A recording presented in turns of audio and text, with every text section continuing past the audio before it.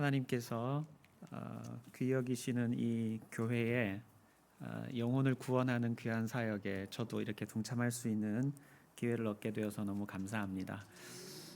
저는 아버지가 목회를 하셨는데 목회하시면서 제가 태어나기도 전에 첫 아들 주시면 하나님께 바치겠다 그래가지고 이름을 제가 태어나기도 전에 박주성 이렇게 이름을 지어 놓으셨어요. 제 이름의 뜻은 주님의 소리, 주님 주자 소리 성자, 그래서 주님의 소리, 주님의 음성이라는 뜻입니다.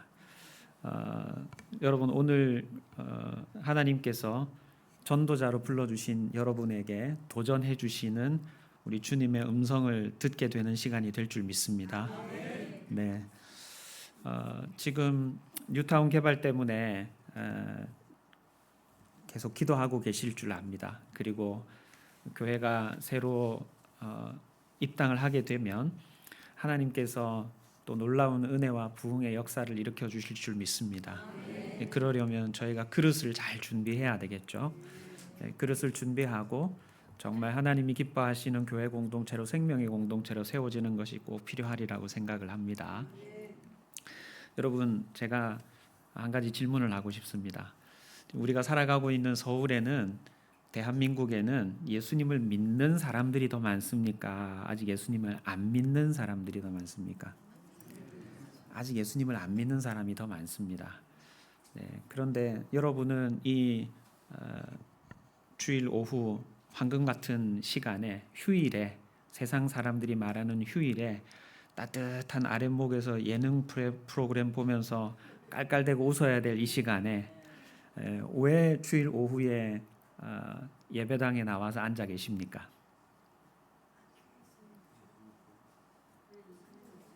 하나님이 좋아서, 예수님이 좋아서 이렇게 나와 계시는 거죠. 네, 그렇죠?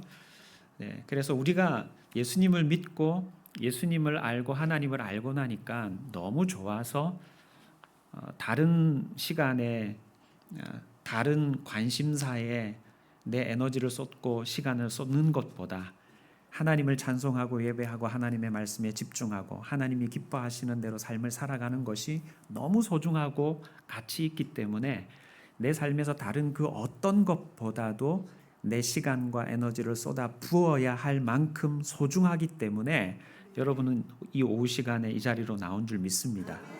네, 여러분, 우리가 오늘 이 자리에 나와서 하나님께서 왜 우리에게 전도를 하라고 하시는가라고 하는 부분에 대한 말씀을 나누려고 합니다. 우리가 하나님의 복음에 대해서 명확하게 알아야 하나님의 복음을 전할 수 있는 힘과 능력도 생기는 줄 믿습니다. 마치 전도는 소문을 내는 거예요. 소문을 내는 건데 누가 옆에서 허리가 아파가지고 아이고 허리야, 아이고 허리야, 김 권사 허리가 아파가지고 너무 힘들어요 요즘, 이렇게 말을 하면, 아니 박 권사님, 제가 지난번에 아이고 허리야 하다가 침 한 번 맞고 깨끗하게 나왔잖아요. 저기 박주성 한의원 한번 가보세요. 네, 거기 가시면 장침 7cm짜리 장침 한 방에다가 아주 짧은 침 6방을 이 허리에다가 딱 꽂는데 아주 확실하게 한 번 딱 침 맞고 난 다음에 깨끗하게 나와버렸어요. 박주성 한의원에 한번 가보세요 라고 여러분은 소문을 냅니까 안 냅니까? 소문을 냅니다. 여러분, 회사에 출근해서 새로 식당이 생겼는데 식당 한번 갔더니 가격이 되게 착한 가격이고 음식도 맛이 있어요. 네, 그래서 한번 갔더니 그 다음 날 또 갔더니 또 메뉴가 바뀌었어요. 네, 점점 달라지고 서비스도 좋아요. 가격도 착해요. 그러면 오늘 밥 어디서 먹을까? 그러면 새로 생긴 식당 가요 라고 여러분은 소개를 해요 안 해요? 선전해요 안 해요? 해줍니다. 그 식당이 여러분한테 돈을 줬습니까? 뭘 해줬습니까? 그냥 맛있는 음식을 제공해 주었을 뿐입니다. 그 한의원이 여러분에게 홍보해달라고 돈을 주었습니까? 광고비를 주었습니까? 전혀 하지 않았죠. 그냥 여러분이 깨끗하게 나을 수 있도록 침술로 여러분을 깨끗하게 해준 것밖에 없어요. 여러분, 우리는 하나님을 믿는 믿음 안에서 진리로 자유해진 은혜와 능력을 경험한 분들인 줄 믿습니다. 여러분, 우리는 죄에 매여 종노릇 하던 자들이었어요. 죄에 매여 종노릇 한다는 것은 굉장히 많은 것에 종노릇 한다는 것입니다. 과거의 상처에 매여서 종노릇 할 수도 있습니다. 우리가 자라나는 동안에 부모님께서 받았던 그 상처가 나를 사로잡아서 내 인생을 질질 끌고 다니면서 횡포를 부리기도 합니다. 돈에 매여 종노릇 하기도 합니다. 돈 하다가 지금 돌지경이 된 사람이 있는지도 모르겠어요. 돈에 매여 종노릇 하기 때문에 돈에 매여 종노릇 하던 사람이 진리로 자유해지면서 물질이라는 것이 나를 사로잡아서는 내가 내 인생이 바로 질서가 잡힐 수가 없겠구나 라는 생각을 하면서 하나님 안에서 진리로 자유해지는 은혜와 경험을 하게 되신 분도 있을 겁니다. 우리가 매여 종노릇 하던 데에서부터 자유해지기 시작하면 내가 자유해진 것으로 인해서 그 자유의 복음, 진리의 복음을 다른 사람들에게 소개하고 선전하는 사람들로 바뀌게 되는 줄 믿습니다. 그리고 원래 하나님께서 우리를 창조하시고 우리에게 복을 주셨어요. 창세기 1장 말씀에 보면 창세기 1장 28절 말씀에 우리 화면에 나오는데 같이 한번 읽어보겠습니다. 시작.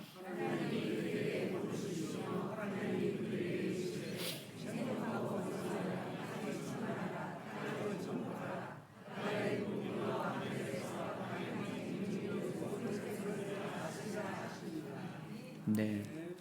여러분, 원래 하나님은 우리를 인간을 창조하시고 난 다음에 우리에게 복을 주셨는데 다스려라, 정복해라 그렇게 축복해 주셨어요. 복을 주셨어요. 모든 피조 세계를 다스리고 정복하는 것이 하나님이 인간에게 주신 복이었습니다. 그런데 아까 제가 조금 전에도 말씀을 드렸지만 여러분은 돈을 다스리고 살아가는 것 같습니까? 돈에 다스림 받는 돈의 종으로 살아가고 있는 것 같습니까? 저는 돈을 다스립니다. 그럼 자신 있게 한번 손 들어 보세요. 여러분, 돈은 피조 세계에 속한 것입니까? 돈은 창조주입니까? 피조 세계에 속한 것입니다. 하나님은 천지와 만물의 모든 것을 소유하고 계시는 분이십니다. 그래서 상대적인 부의 개념이 없어요. 돈이라는 것은 상대적인 가치를 재는 도구입니다. 이게 얼마짜리라고 하는 것을 재는 도구예요. 돈이라는 것은 피조 세계에 속한 거예요. 하나님이 원래 모든 피조 세계를 다스리고 정복하라고 했지만 인간은 살아가는 동안에 피조 세계에 속한 돈을 다스리고 정복하면서 사는 것이 아니라 돈의 다스림을 받고 지배를 받고 살아가는 인생으로 전락해버렸어요. 여러분, 우리에게 하루 24시간의 시간이 주어져 있습니다. 여러분은 24시간이라고 하는 시간을 다스리고 정복합니까? 아니면 돈에 다스림 받고 시간에 다스림을 받고 시간에 쫓기는 삶을 살고 있습니까? 시간을 다스립니까? 시간에 쫓겨 삽니까? 네, 시간에 쫓겨 삽니다. 여러분, 하나님은 영원 전부터 영원까지 계시는 분이기 때문에 상대적인 시간 개념이 없는 분이세요.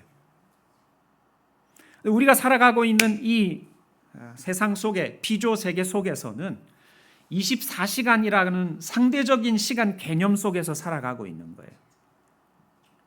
우리는 시간도 다스리지 못합니다. 시간에 쫓겨 삽니다. 돈도 다스리지 못해요. 돈의 다스림을 받고 살아갑니다. 왜 이런 상황이 되었을까요? 이런 상황이 된 것은 우리가 하나님께 덤벼들었기 때문입니다.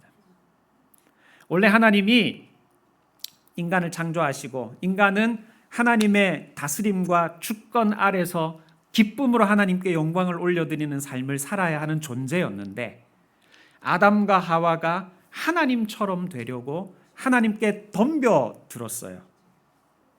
그래서 선악을 알게 하는 나무의 실과를 따먹지 말라고 했는데 따먹어 버렸죠.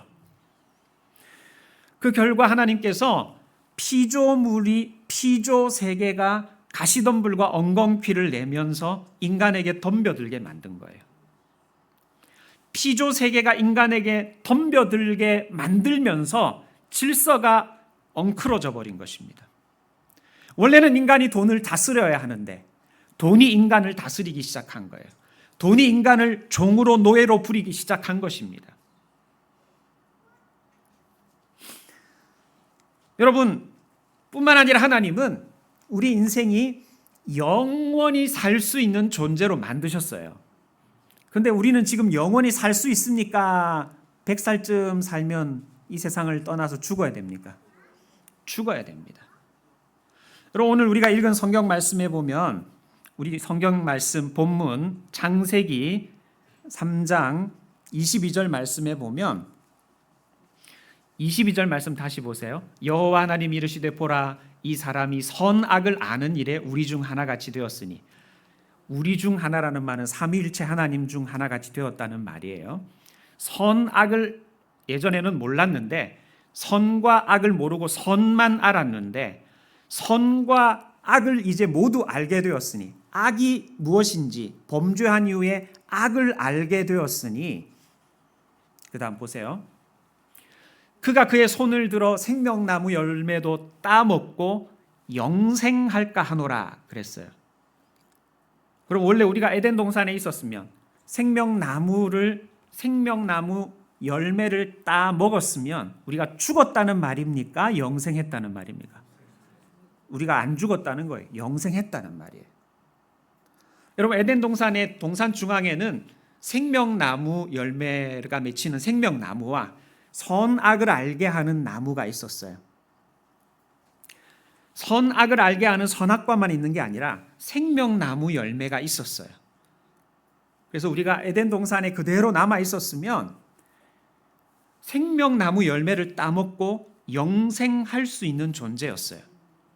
근데 우리가 죄를 지었기 때문에 선한 존재로 살아가다가 범죄하여 악을 알게 되었기 때문에 거룩하신 하나님과 더러운 악을 저지른 인간이 동거할 수 없어서, 같이 살 수가 없어서 하나님은 에덴 동편으로 아담과 하와를 쫓아내셨어요. 악의 문제, 죄의 문제를 해결하지 않고는 영원토록 하나님과 동거할 수 없었기 때문에 생명나무로 가는 길을 막아버리시고 죽음이라는 것을 맛보게 만들어 놓으신 거예요. 또 23절 보세요. 여호와 하나님이 23절 여호와 하나님이 에덴 동산에서 그를 내어 보내어 그의 근원이 된 땅을 갈게 하니라. 이같이 하나님이 그 사람을 쫓아내시고 에덴 동산 동쪽의 그룹들과 천사들이에요. 그룹 천사들과 두루 도는 불칼을 두어 생명나무의 길을 지키게 하셨다라고 합니다. 여러분, 우리는 지금 생명나무로 가는 길을 잃어버렸어요. 에덴 동산이 어디 있는지를 모릅니다. 하나님이 문을 닫아버리셨고 생명나무로 나아가는 길을 잃어버렸기 때문에 우리는 100살쯤 살다가, 장수하면 100살쯤 살다가 이 땅에서 죽음을 맛보게 된 거예요. 여러분, 우리가 죽음을 맛본다는 말은 다른 말로 하면 우리가 아직 우리 죄의 문제를 해결하지 못했다는 거예요. 우리가 아직 죄인이라는 말이에요. 아담 이후에 죄 지은 인간이 죄의 문제를 해결하지 못하여서 하나님과 함께 동거할 수 있는 자격을 잃어버리게 되었고 생명나무로 나아가는 길을 잃어버렸기 때문에 영원히 살 수 있는 존재가 아니라 죽음을 맛볼 수밖에 없는 존재가 되었다는 거예요. 여러분, 이 세상에 영원히 사는 사람이 있습니까? 없습니까? 영원히 사는 사람이 한 사람도 없어요. 그걸 뒤집어 놓으면 이 세상의 모든 사람은 죄인입니까? 아닙니까? 죄인입니다. 이 세상의 모든 사람이 죽음을 맛본다는 것은 이 세상의 모든 사람이 죄의 영향력 아래 놓여 있다는 말이에요. 이 세상의 모든 사람이 죄인이라는 말이에요. 그래서 거룩과 순결을 잃어버린 인간은 몸부림치면서 자신의 죄의 문제를 해결하려고 하는 겁니다. 수많은 종교가 죄의 문제를 해결할 수 있다고, 절대자와 동거할 수 있는 극락왕생의 길이 열려 있다고 소개를 하면서 수많은 사람들을 그들의 종교 아래로 모으고 있습니다. 그런데 이 세상의 모든 종교는 100% 완전해져야 합니다. 어떤 종교를 믿든지 간에 그 종교를 믿을 때에는 내가 철저하게 그 절대자가 요구하는 대로의 삶을 살아가겠다라고 헌신하는 태도가 필요한 거예요. 여러분, 예를 들어서 불교의 석가모니가 한 번 하고 태어나가지고 한 생애를 살면서 열반에 입적을 했느냐? 그게 아닙니다. 불경에 보면 석가모니가 547편의 전생에 관한 이야기를 기록으로 남겼어요. 전생 이야기가 547편이나 있습니다. 그리고 불교 경전에 보면 무량겁 동안, 다시 말하면 헤아릴 수 없는 오랜 세월 동안 석가모니도 죽었다가 살아나고, 짐승으로 태어났다가 착하게 살다가 죽어서 사람으로 태어나고, 사람으로 태어나서 잘못해가지고 죽어서 벌레로 태어나고, 이렇게 수백 번의 무량겁의 윤회의 삶을 살다가 마지막 한 번 태어나는 그 생애에 득도하였다, 열반에 입적하였다, 그렇게 기록을 하고 있는 거예요. 우리나라에 성철 스님이라는 분이 계셨어요. 이분이 해인사 백년암에서 10년 동안 가부좌를 하고, 이렇게 무릎을 모으고 가부좌를 틀고 앉아가지고 잠도 가부좌를 틀고 앉아서 잤어요. 허리를 펴고 자지를 않고 10년 동안 가부좌를 하고 앉아가지고 면벽수도를 했어요. 벽만 쳐다보고 앉아서 면벽수도를 했습니다. 10년 동안 한마디 안 하고 수도를 한 다음에 10년 수도를 마치고 첫 번째로 한 말이 아직도 내 죄업이 수민산보다도 크도다라고 말을 했어요. 이 수민산은 불경에 나오는 이상적인 산입니다. 이 세상에 어디에 있는 산이 아니에요. 아직도 내가 내 죄 문제를 해결하지 못했다는 거예요. 10년 동안 내가 내 마음의 죄를 닦아내려고 수도를 했는데 아무 말을 안 하고 무건수행을 하면서 벽만 쳐다보면서 10년 동안 내 마음의 죄를 닦아내었는데 아직도 내 마음의 죄업이 수미산보다도 큰 죄업이 남아있다. 죄 문제 해결했다는 거예요? 못했다는 거예요? 못했다는 겁니다. 여러분, 하지만 우리 예수님께서는 우리 죄의 문제를 해결해 주신 줄 믿습니다. 여러분, 오늘 우리가 이 자리에 모여서 새생명 전도 축제를 초청주의를 준비하면서 여러분이 왜 예수님을 믿어야만 우리의 죄의 문제가 해결이 되는지, 왜 예수님을 믿어야만 우리가 생명나무로 가는 길을 회복할 수 있는지 분명하게 우리의 내면에, 우리의 마음에 확신을 가져야 하게 될 줄 믿습니다.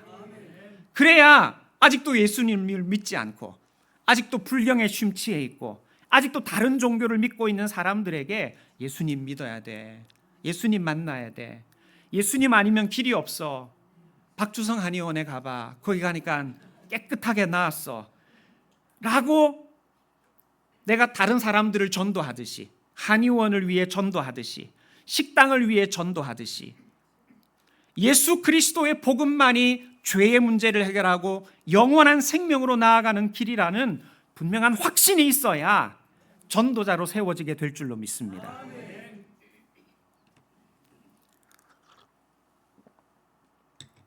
그럼 예수님은 이걸 어떻게 해결을 하시느냐? 여러분, 이 땅에 어떤 종교든지 간에 그 종교를 믿을 때에는요, 요렇게 살아가라, 요렇게는 살지 마라, 거짓말하지 마라, 살인하지 마라, 요렇게 선을 행하면서 살아가라, 착하게 살아가라, 구제하면서 살아라. 많은 요구들을 한단 말이에요.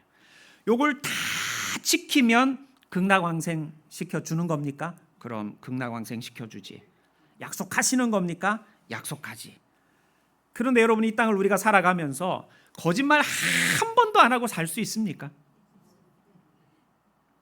절대로 그런 사람이 없습니다. 우리 이 땅을 살아가면서 다른 사람 한 번도 미워하지 않고 살아갈 수 있습니까? 절대로 그럴 수 없습니다. 우리는 이런 모든 문제들, 절대자가 요구하는 대로 100% 살아갈 수 있는 힘과 능력을 갖추지 못한 존재들이에요. 근데 이 문제를 어떻게 하나님께서 예수님 안에서 해결을 하시느냐, 제가 비유를 들어서 설명을 해드리겠습니다. 여러분, 제가 재벌 2세다 이렇게 한번 생각을 해보세요. 사실은 재벌 2세보다도 더한 존재죠. 우리나라의 제일 큰 재벌은 삼성가인데 이병철 회장의 유산을 물려받아가지고 지금 아직도 상속세를 나눠서 내고 있잖아요. 이건희 회장님이 엄청난 부자죠. 근데 이건희보다 하나님은 더 부자입니까? 가난하신 분입니까? 더 부자예요. 하나님이 제 아버지세요. 하나님이 제 아버님이십니다. 저는 하나님 아버지의 상속자입니다. 이건희 회장의 상속자 이재용 회장보다 하나님 아버지의 상속자 박주성 목사는 더 부자입니까? 가난합니까? 더 부자입니다. 저희 아버님께서는 제가 기도하면 응답하십니다. 할렐루야. 근데 제가 재벌 2세라 생각을 해보세요. 재벌 2세인데 무녀동나 매동 아들인데, 그런데 부모님이 큰 기업을 하시다가 재벌을 하시다가 어머니 아버지가 세계 여행을 일주 여행을 떠났다가 사고로 갑자기 돌아가시게 됐어요. 그리고 제가 아버지의 회사를 물려받게 되었습니다. 제가 아버지 회사를 물려받았는데 결혼도 아직 안 했어요. 혼자 밥하고 빨래하고 청소하면서 회사 일을 하려니까 너무 힘이 들어가지고 밥하고 빨래하고 청소를 잘하는 가정부를 한 사람 들여야 되겠다라고 생각을 했어요. 그래서 재벌 2세 박주성 가정부 구함, 그리고 5대 중앙 일간지에다가 광고를 냈더니 전국에서 6,000명 아가씨들이 줄을 섰어요. 가정부를 하려고 찾아왔습니다. 이력서를 딱 보니까 첫 번째 이력서를 봤는데 줄리어드 음대를 나온 분이 왔어요. 피아노 전공하신 분이에요. 아니, 어떻게 줄리어드 음대를 나오셨는데 밥을 하러 오셨습니까? 밥은 잘하십니까? 그랬더니 아유, 밥은 전기밥솥이 하는 줄로 알아요. 돌려보냈어요. 2번 미스 코리아 출신이 왔어요. 정말 예쁜 분이 오셨습니다. 어떻게 미스 코리아가 가정부를 하러 오셨어요? 빨래는 해보셨습니까? 빨래는 세탁기가 하는 줄로 알아요. 돌려보냈어요. 근데 고아원에서 30명 동생들 원장 어머니와 함께 가마솥밥을 해먹이고, 겨울에도 개울가 가가지고 얼음장 깨면서 손빨래해서 30명 동생들 다 빨래해 입히고, 물걸레 청소하고 쓸고 닦고 광내고 때 빼는 일들을 열심히 했던 고아원 출신이 찾아왔어요. 그래서 제가 물었어요. 밥은 잘하십니까? 아유, 그럼요 사장님. 저는 사장님 입맛에 딱 맞게 몇 끼니 돌솥밥도 해드릴 자신이 있습니다. 네. 아, 그래요. 빨래는 잘하십니까? 그럼요 사장님, 제가 이 손으로 30명 동생 손빨래 해 입혔습니다. 빨래라면 자신 있습니다. 좋다고. 우리 집에서 오늘 계약서를 쓰고 이제 일을 하시라고. 여러분, 계약서를 한 장을 씁니까? 두 장을 씁니까? 두 장을 쓰죠. 먹지 넣고 두 장을 써야 되죠. 그죠? 그래서 계약서 쓰는 거예요. 계약서. 갑 재벌 2세 박주성. 을 고아원 출신 김남희. 참고로 김남희는 제 와이프 이름이에요. 을은 매일 아침 6시에 일어나서 삼곡밥을 준비한다. 반찬은 5가지가 중복되지 않게 올라와야 된다. 어제 올린 국을 또 올리면 안 된다. 7시가 되면 38도씨 목욕물이 받아진 욕실로 안내한다. 샤워를 마치고 나오면 일광 건조된 속옷과 수건을 준비해둔다. 3. 물걸레 청소는 하루에 한 번씩 한다. 위의 사항을 다 지키면 매 월말 월급 500만 원을 준다. 좀 작은가요? 1000만 원으로 할까요? 네, 좋습니다. 예, 1000만 원. 매 월말 월급 1000만 원을 준다. 그래서 계약서 사인을 하고 한 장씩 나눠 가졌어요. 여러분 열심히 아침에 6시에 일어나가지고 삼곡밥을 짓고 반찬 5개를 준비하고 물걸레 청소를 하고 38도씨 목욕물을 재고 일광 건조시켜가지고 속옷과 수건을 깨끗하게 정리정돈하고 잘했어요. 한 달 동안 잘하다가 31일째 되는 날에 아침에 6시에 일어나야 되는데 6시 1초에 일어나 버렸어요.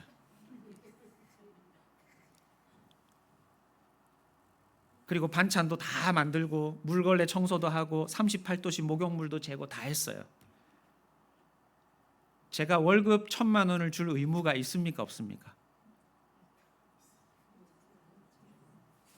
계약서에 어떻게 썼죠? 계약서에 어떻게 썼어요? 위의 사항을 90% 지키면 900만 원, 80% 지키면 800만 원 이렇게 준다 그랬어요. 안 그러면 위의 사항을 다 지킬 시 매월 말 월급 1000만 원을 준다. 이렇게 계약을 맺었어요. 첫 번째예요, 두 번째? 두 번째. 위의 사항을 100%다 지킬 시 매월 말 월급 1000만 원을 준다예요. 그럼 기상시간 1초를 어겼어요. 다 지킨 거예요, 못 지킨 거예요? 월급 1000만 원을 줄 의무가 있어요, 없어요? 왜 의견이 자꾸 나뉘세요? 계약서대로 해야 될 거 아니에요, 계약서대로. 계약서대로 하면 줄 의무가 있어요, 없어요? 여러분, 이게 종교예요, 종교. 이 세상에 어떤 종교든지 그 종교의 절대자가 원하는 대로 100% 다 지켜야 극락왕생하는 거예요.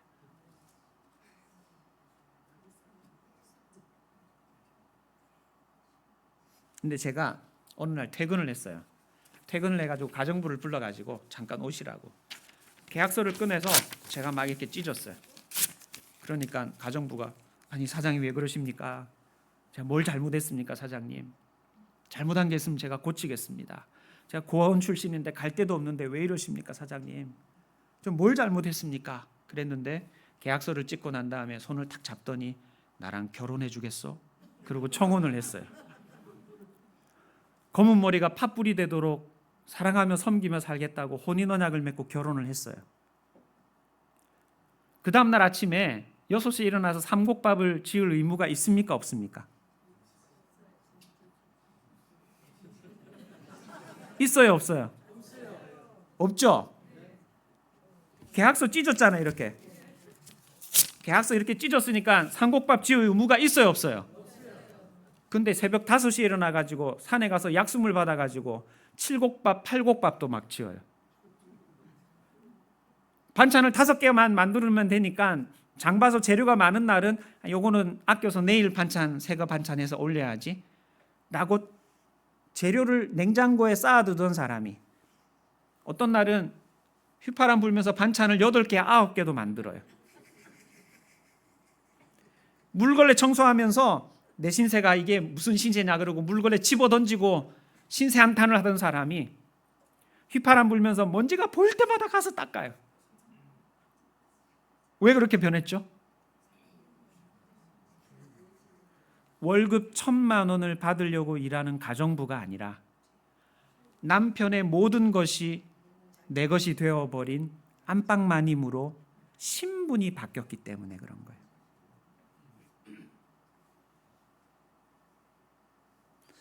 여러분, 예수님께서는 이 땅에 오셔서 우리의 죄의 문제를 해결하시기 위해서 십자가 위에서 달려 돌아가셨어요. 십자가 위에 달려 돌아가시면서 다 이루었다라고 하셨어요. 로마서 8장 1절 말씀에 보면 무엇을 다 이루느냐? 율법의 요구를 다 이루신 거예요. 할렐루야. 율법이라는 것은 무엇이냐? 율법은 구약에서 613가지의 율법이 있어요. 근데 613가지 율법을 줄이면 10계명이에요. 율법의 요구를 다 이루셨다라는 말은 다른 말로 줄이면 10계명의 요구를 예수님께서 대신 다 이루어 주셨다라는 거예요. 10계명은 뭐냐? 10계명은 하나님과 이스라엘 백성이 맺었던 계약서예요. 여러분 10계명도 제 일은 나 외에는 다른 신을 섬기지 마라 이렇게 되어 있지 않습니다. 먼저 그렇게 나오지 않습니다. 처음에 뭐가 나오느냐면 나는 너를 갑인 나 하나님은 을인 너 이스라엘 백성을 애굽 땅 종되었던 곳에서 인도하여 낸 너희 하나님 여호와다. 갑과 을이 나와요. 그러므로 을인 너희는 갑인 나 외에는 다른 신을 섬기지 마라. 안식일을 기억해서 거룩히 지켜라. 부모를 공경해라. 살인하지 마라. 도둑질하지 마라. 거짓 증거하지 마라. 이런 내용을 다 지키면 너희는 내 백성이 되고 나는 너희 하나님이 될 거다. 그리고 나서 계약서에 사인을 했어요. 여러분 제가 주일학교를 다닐 때 10계명은 두 돌판이 있는데 한 돌판에는 1계명부터 4계명, 한 돌판에는 5계명부터 10계명이 기록이 되어져 있었다. 이렇게 배웠어요. 전사님한테 그렇게 배웠어요. 근데 제가 신학교 갔더니 선생님이 뭐라고 가르치시냐면 10계명은 하나님과 이스라엘 백성이 맺은 계약서다. 그래서 한 돌판에도 1계명부터 10계명, 하나님이 가져가는 계약서. 또 한 돌판에도 1계명부터 10계명, 이스라엘 백성이 가져가는 계약서. 두 벌의 10계명을 써서 계약서로 보관을 해둔 거다. 그렇게 말씀을 하셨어요. 근데 여러분, 우리는 이 10계명이라는 계약서를 100% 다 지킬 수 있습니까? 없습니까? 거짓 증거하지 말라는 말씀 그 하나만이라도 다 지킬 수가 없는 존재들이에요. 그러면 하나님이 우리 하나님이 되고 우리가 하나님의 백성 될 수 있습니까? 없습니까? 월급 1,000만 원을 받을 수 있습니까? 없습니까? 없습니다. 우리는 월급이 1,000만 원이 아니고 10원 빼기 1원 9원이에요. 우리는 9원을 월급으로 받습니다. 9원을. 우리는 9원을 월급으로 받는데 계약서를 다 지켜야 월급 9원을 받는데 계약서를 다 지킬 수 있습니까? 없습니까? 없습니다. 그래서 하나님이 이 문제를 해결하시려고 예수님을 이 땅에 보내셨어요. 예수님을 이 땅에 보내서 십자가 위에 달려 돌아가시면서 내가 다 지키지 못하여 구원이라는 월급을 받지 못하게 되니까 영원한 죽음을 맛볼 수밖에 없는 존재가 되어버렸으니까 하나님, 저 박주성 영원한 죽음을 맛보아야 되는 존재이지만 계약서를 다 지키지 못해서 구원이라는 월급을 받을 수 없는 존재이지만 제가 박주성 대신 목숨값을 내어놓겠습니다. 박주성에게는 목숨값 내어놓으라 그러지 마세요.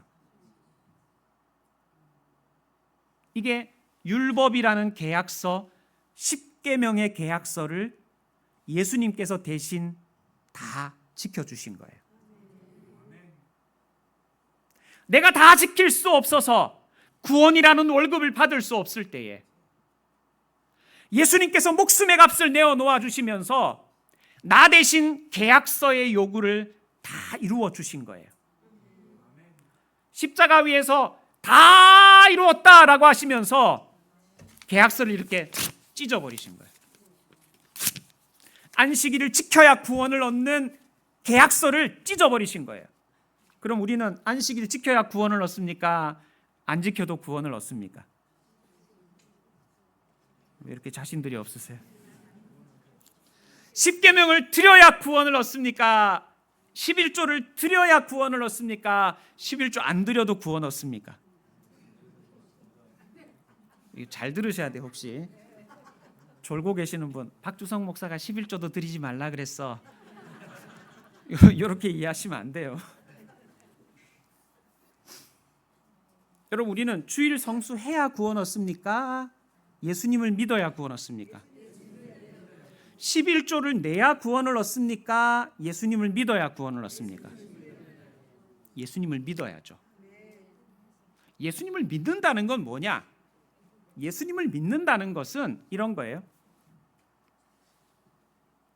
가정부가 결혼을 하고 나서 안방마님이 되었는데 어느 날 8시에 눈을 떴어요. 어느 날 8시에 눈을 뜨면서 화들짝 놀랐어. 어머, 벌써 8시야. 어떡하지? 월급 1,000만 원 못 받겠네. 제정신이에요? 제정신 아니에요 지금. 이거 제정신 아니죠.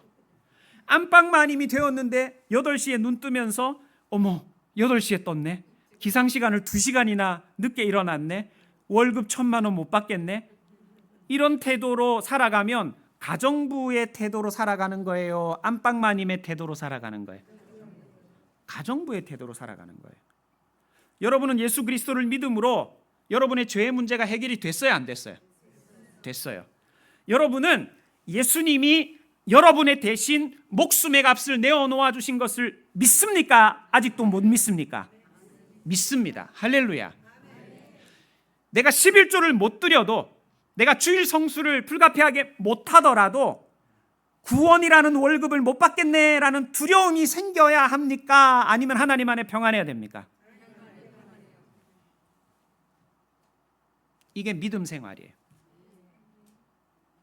11조 못 되면 어머, 어떡하지? 하나님 볼기장 때리면 어떡하지? 구원이라는 월급을 못 받으면 어떡하지? 이런 생각을 하는 것은 종교 생활을 하는 거예요. 교회 다니면서도 종교 생활을 하는 사람이 있어요. 믿음 생활을 하는 게 아니라 종교 생활을 하면서 내가 최선을 다해 100% 하나님이 원하시는 계약서의 내용을 다 지켜서 구원이라는 것을 월급으로 받으려고 하는 태도로 종교 생활을 하는 사람이 있단 말이에요. 종교 생활을 하는 사람의 마음속에는 기쁨과 평안이 없습니다. 어머, 어떡하지? 또 혼나면 어떡하지? 두려움과 걱정과 초조와 불안과 염려만 남아 있습니다. 그러나 예수님이 아무런 자격 조건 없는 나를, 고아원 출신 같은 나를, 억만 죄악 가운데 죽을 수밖에 없는 나를 그리스도의 신부로 맞아주시고 내 죄의 문제를 해결해 주셔서 신랑 되신 예수님의 모든 것이 내 것이 되고 하나님 나라의 상속자이신 예수님과 함께 공동 상속자가 되어 영원토록 하나님의 나라에서 왕노릇할 존재로 나를 만들어 주셨다는 분명한 믿음과 확신을 가진 사람들은 이 땅을 살아가는 동안 하나님 안에 평강을 누리는 삶을 사는 거예요. 그러면서 우리 마음에 최대치로 신랑 되신 예수님을 기쁘시게 하려고 하는 삶을 사는 거예요. 원래 계약서에는 11조만 드리라고 되어 있죠. 그런데 우리는 11조만 드립니까? 감사헌금도 드리고 건축헌금도 드리고 구역헌금도 드리고 성교헌금도 드리고 다 드립니까? 다 드려요. 원래 계약서에는 안식일을 기억하여 거룩히 지키라고 되어 있죠. 여러분은 주일만 지킵니까? 수요 예배도 드리고 새벽 기도도 드리고 철야 기도도 드리고 휴가도 반납하고 선교 여행도 가고 그렇게 사십니까? 우리의 마음이 움직이는 대로 우리의 마음에 최대치로 하나님이 기뻐하시는 일이라면 자원하는 심령으로 내어드리는 삶을 사는 믿음 생활을 하는 존재로 바뀌었던 거예요. 할렐루야. 여러분, 하나님께서 우리에게 이런 놀라운 은혜의 선물을 주신 겁니다. 월급, 구원이라는 월급을 받으려고 억지로 하기 싫은 선한 삶을 살며 종교 생활을 하며 계약서의 최소치를 억지로 지키며 구원이라는 월급을 받으려고 생활했던 종교인이었던 우리가 예수 그리스도 안에서 죄의 문제가 해결이 되어서 영원토록 하나님의 나라에서 생명수 강가에서 생명나무 열매를 따먹으면서 영생할 수 있는 존재로 변화되게 된 것은 하나님이 우리에게 은혜를 베푸셔서 우리에게 구원이라는 선물을 허락하시고 그리스도의 신부라는 신분을 허락하셔서 하나님의 자녀 삼아 주셨기 때문입니다. 세상 그 어떤 종교에도 우리 죄의 문제를 이렇게 해결할 수 있는 방법이 없는 거예요. 할렐루야. 여러분, 우리가 침이 어떤 효과로 우리 몸에 혈액순환을 일으키는지, 침술의 효능이 어디로부터 기원한 것인지, 이 침술을 내가 어느 스승님에게 배워서 어떤 비법으로 작용하고 있는지 구체적으로 말로 설명해서 박주성 한의원을 전도합니까? 가봐, 좋더라. 나 한 방 맞았는데 나았어. 요렇게 전도합니까? 후자죠. 후자입니다. 여러분은 예수님을 전도하는데 왜 예수님을 믿어야 되는지, 왜 당신이 죄인인지, 그 죄의 문제를 해결하려고 어떻게 계약서를 찢어버리시고 다 회복을 시켜주셔서 신분을 바꾸어 주셨는지 이걸 잘 설명할 수 있습니까? 없습니까? 없죠. 우리가 할 수 있는 건 뭐예요? 예수 믿어봐, 좋아. 임자, 예수 믿어봐, 엄청 좋아. 나 믿어보니까 좋더라. 이게 전도예요. 여러분이 하실 수 있는 전도예요.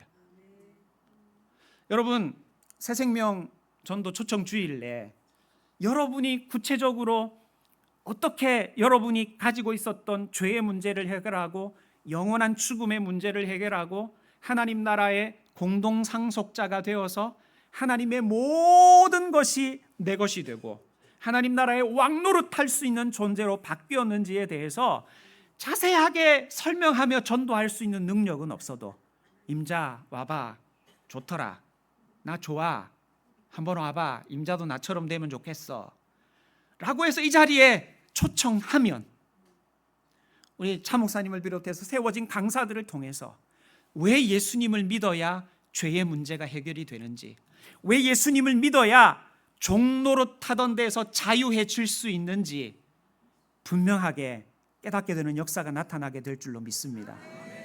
할렐루야. 여러분, 예수님을 믿었음에도 불구하고 오빠 하고 팔짱 끼고 다니다가 연애할 때 오빠 하고 팔짱 끼고 다니다가 저기서 아는 사람이 딱 나타나면 팔짱을 딱 빼버리고 한 걸음 뒤로 물러나가지고 모르는 사람하고 가는 척하고 가다가 그 사람 지나가고 나면 오빠 미안해 그러고 팔짱 끼고 이렇게 하면 좋아요, 싫어요? 그런 아가씨랑 사귀어야 돼요, 헤어져야 돼요? 헤어져야죠. 예수님 하고 팔짱 끼고 다니다가 너 교회 다녀? 그럼 팔짱 딱 빼버리고 회사에서 밥 먹다가 식사 기도하는데 너 교회 다녔어? 라고 하면 그 다음부터는 식기도 안 드리고 이렇게 하면 되겠어요, 안 되겠어요? 여러분, 우리가 이 땅을 살아가는 동안에 예수님의 신부라는 것, 하나님의 자녀라는 신분 의식을 가지고 나는 하나님의 자녀입니다. 예수님과 함께 하나님 나라를 공동 상속받을, 유산으로 물려받을 하나님의 사랑받는 자녀입니다. 나는 예수 그리스도의 신부입니다. 예수님과 함께 영원토록 하나님의 나라에서 하나님을 찬송하며 살 존재입니다. 라고 하는 것을 자랑하며 살아가야 될 줄 믿습니다. 네. 근데 우리가 요걸 한 번씩 잊어버리는 거예요. 내가 누구냐라는 걸 자꾸 잊어버리는 거예요. 내가 누구냐라는 걸 자꾸 잊어버려요. 내가 옆집 또리 엄마보다 아파트 평수가 몇 평이라도 작으면, 내가 옆집 또리 아빠보다 우리 신랑이 월급이 조금 작으면, 연봉이 낮으면, 우리 집 길동이가 옆집 또리보다 대학교를 조금 낮은 그레이드의 대학을 다니면, 키가 죽어가지고 또리 엄마한테 우리랑 같이 예수 믿읍시다 라는 말을 잘 못하는 때가 있는 거예요. 자신 있게 복음을 소개하고 전도하지 못할 때가 있는 거예요. 근데 바울 사도가 쇠사슬에 매여서 감옥에 갇혀 있는데도 당신들도 나처럼 되면 좋겠습니다. 로마의 베스도 총독에게, 아그리빠 왕에게, 당신들도 쇠사슬에 매여 있는 이것 말고는 나처럼 되면 좋겠습니다. 나처럼 하나님의 자녀가 되면 좋겠습니다. 나처럼 그리스도의 신부가 되면 좋겠습니다. 나처럼 하나님의 나라를 공동 상속받아 영원토록 왕노릇할 자들이 되시면 좋겠습니다 라고 소개를 했어요. 여러분, 우리가 이 정체성을 다시 회복을 해야 됩니다. 붙들어야 됩니다. 제가 장교 출신인데 ROTC 장교로 군대에 처음 장교 인관을 받아가지고 군대를 갔어요. 여기 바풀떼기 소대장 하나 계급장을 달고 군대를 갔는데, 지금도 제가 5학년 6반인데 아직도 얼굴이 뽀샤시한 게 기생오래비 같죠. 제가 20대 중반에 임관을 해가지고 군대를 딱 갔는데, 저는 바깥에서 대학생으로 지내다가 이제 장교가 돼가지고 군대에 딱 들어갔는데, 군대에 들어갔더니 구릿빛으로 그을리고 상의 탈의는 기본이잖아요. 군대에서 상의 탈의하고 아주 근육질 몸매의 소대원들이 있는데, 소대원들이 저보다 적어도 한 2-3살 많아 보이는 형님들 같은 거예요. 근데 신상명세서를 다 보니까 전부 저희 대학 동기거나 1-2살 어린 친구들이었어요. 내가 이제 소대장인데 어떡하지? 소대장인데 내가 모든 걸 책임져야 되는데 어떡하지? 그래서 아침에 일어나자마자 제가 거울을 보면서 계속 그렇게 말을 했어요. 야, 박주성, 네가 소대장이야. 네가 소대장이고 네가 결정해야 되고 네가 책임져야 돼. 잘해가지고 상을 받아도 네가 받는 거고, 못해서 책임을 져도 네가 책임져야 되는 거야. 네가 소대장이야. 네가 소대장이야 라고 거울을 보면서 얘기를 했어요. 제가 거울을 보면서 저한테 구라를 친 겁니까? 사실을 말한 겁니까? 사실을 말한 거예요. 근데 저는 민간인으로 있다가 계급장을 달고 소대장이 되었지만 군인 정신으로 충만하겠어요? 아직도 민간인 정신으로 충만하겠어요? 민간인 정신으로 충만한 거죠. 그래서 생각을 안 하면 살짝 내가 군인이라는 걸 잊어버리고 민간인처럼 행동하는 거예요. 소대장처럼 행동하는 게 아니라, 군인처럼 행동하는 게 아니라 살짝 민간인처럼 행동하는 거예요. 근데 제가 거울을 보고 네가 군인이야, 네가 소대장이야, 네가 책임져야 돼, 거울을 보고 계속 이야기했는데, 제대하고 나서 지금 25년이 지났는데도 제가 아직도 군인 정신으로 충만하잖아요. 여러분, 우리 거울 보고 얘기해야 돼요. 박주성, 너 하나님의 자녀야. 박주성, 너 구원이라는 월급 받으려고 계약서의 최소치를 억지로 지켜야 되는 종교인이 아니야. 박주성, 너 예수 그리스도의 신부야. 주님과 함께 영원토록 하나님의 나라에서 거하게 될 죄의 문제가 해결된 하나님의 자녀야. 여러분, 이거 거울 보고 얘기하는 거는 구라치는 겁니까? 진실을 말하는 겁니까?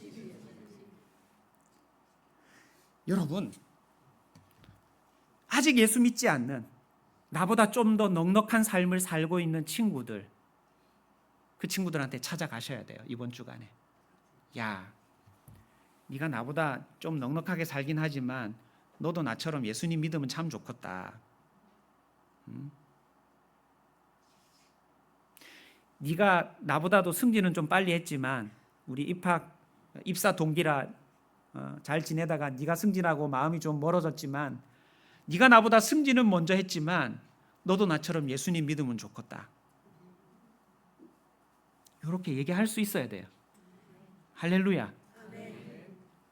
그거 해서 왜 예수님을 믿어야 되는지 나 아주 그만큼 똑똑하지는 못해서 잘 모르겠는데, 아무튼 예수 믿으니까 좋아. 그러니까 22일 날 꼭 우리 교회 한번 와라.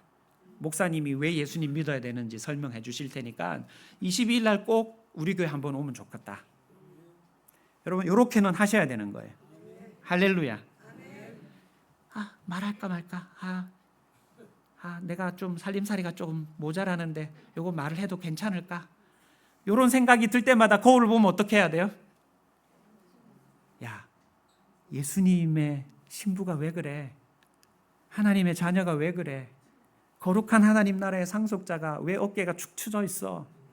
하나님이 역사하실 거니까, 하나님이 함께 하실 거니까, 내 친구도 하나님 믿으면 좋은 일이니까 내가 내 입 벌려서 3월 22일 날 꼭 우리 교회 오라고 얘기해야지. 거울 보면서 다짐을 하세요. 할렐루야.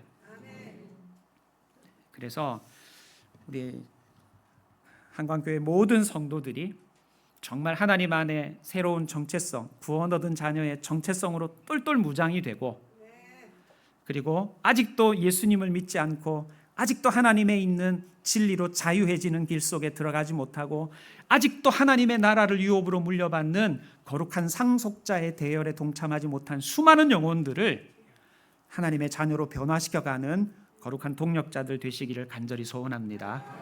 기도하겠습니다.